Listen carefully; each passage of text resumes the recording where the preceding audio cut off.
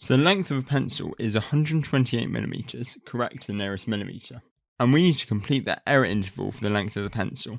So what we mean by the error interval is basically what are the possible values the pencil could be.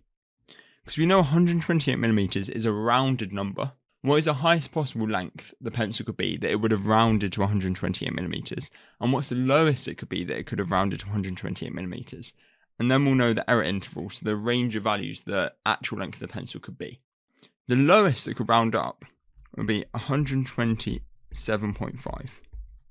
And the reason for that is because anything less than that, so let's say 127.49999, it keeps on going. Anything lower than that, that would round to 127. Because we know if it's less than 0.5, we round it down.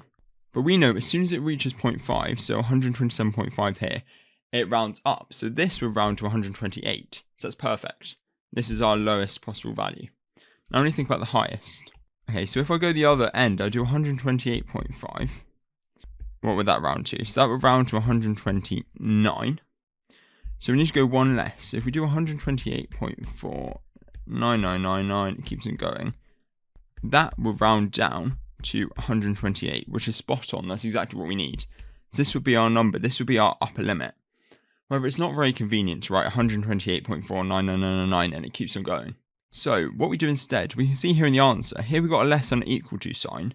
So this is saying, okay, we're going to include this number, but this is just a less than sign. So up here, what I'm going to put is 128.5.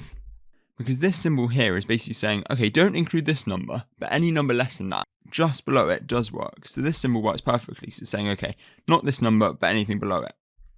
We get 1 mark for correctly identifying the lower bound and 1 for the upper bound.